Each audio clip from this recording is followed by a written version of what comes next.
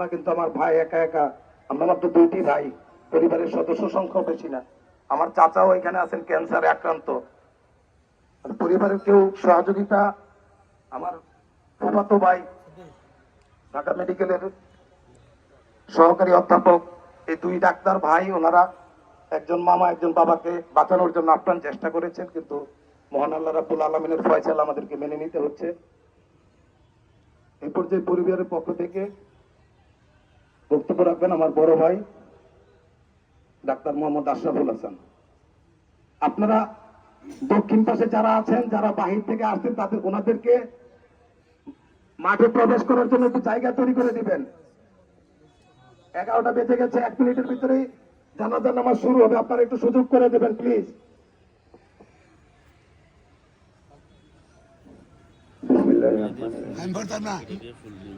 আসসালামু আলাইকুম ওয়া রাহমাতুল্লাহ। আজকে আমার আব্বা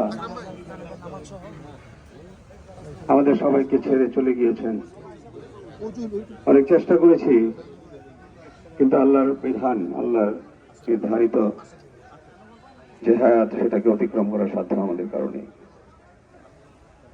আমি বেশি কিছু বলবো না, শুধু একটা জিনিস চাই আপনাদের সকলের কাছে। আমার আব্বা দীর্ঘ সময় রাজনৈতিক সামাজিক ভাবে আপনাদের সকলের সাথে চলেছে। বিশেষ করে রাজনৈতিক ভাবে এখানে যারা উপস্থিত আছেন বা যারা উপস্থিত হতে পারেন নাই, তাদের অনেকের সাথেই চলেছে, তাদের মধ্যে অনেকেই চলে গেছে। এখানে বিশেষভাবে উপস্থিত আছেন আমাদের শ্রদ্ধেয় আলহাজ তোফাজ্জল হোসেন মাস্টার কাকা। উনি আবার বয়সে বড়, ওনার সাথে দীর্ঘ সময়ের সম্পর্ক। তোফাজ্জল কাকার খুব আদরের, খুব স্নেহের আমার বাবা।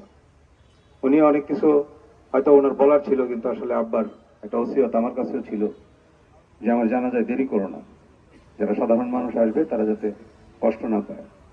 কথা তোমরা অনুষ্ঠান করে পরে বলতে পারবে তাদেরকে নিয়ে, জানাজার সময়টাতে এটা করো না। আমি চেষ্টা করছি এটা রক্ষা করার জন্য। আব্বা চলাফেরা করতে গিয়ে রাজনৈতিক জীবনে, সামাজিক জীবনে বিভিন্ন বিচার আচার করেছেন, মানুষের সাথে চলেছেন। হয়তো কেউ কষ্ট পেয়ে থাকতে পারেন, সেই জন্য আমি আমার মরহুম বাবার পক্ষ থেকে, আমার পরিবারের পক্ষ থেকে কর জোরে সবার কাছে ক্ষমা প্রার্থনা করছি। আপনারা সবাই আমার আব্বাকে ক্ষমা করে দিবেন। তদুপরি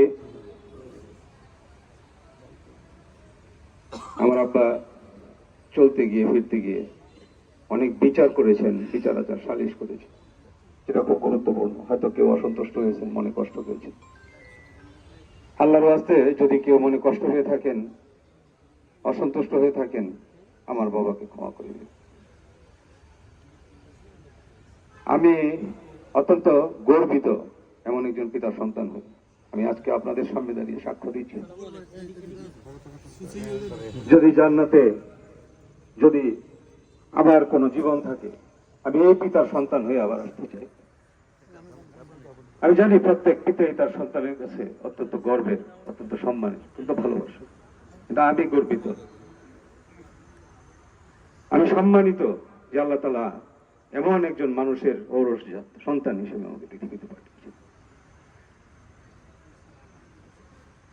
আমি এই সাক্ষ্য আপনাদের সামনে দিচ্ছি সন্তান হিসেবে, যে উনি আমার কাছে, আমার বাবা পৃথিবীর শ্রেষ্ঠ বাবা। আপনাদের সকলের কাছে ক্ষমা চাই যদি কোনো লেনদেন কারোর সাথে থাকে। আমরা দুই ভাই আছি, বিশেষ করে আমি আছি, আপনারা যোগাযোগ করবেন, আমরা সাধ্যমতো আপনাদের পাওনা পরিশোধ করে দেওয়ার চেষ্টা করব। আমি সবাইকে অনুরোধ করব সুশৃঙ্খল ভাবে আমরা জানাজার নামাজে দাঁড়িয়ে যাই। আমি সবার কাছে আমার মরহুম আব্বার বিধি আত্মার শান্তি কামনা করছি। সবাই দোয়া করবেন আমার আব্বাকে যেন মহান আল্লাহ পাক জান্নাতুল ফেরদৌস নসিব করেন।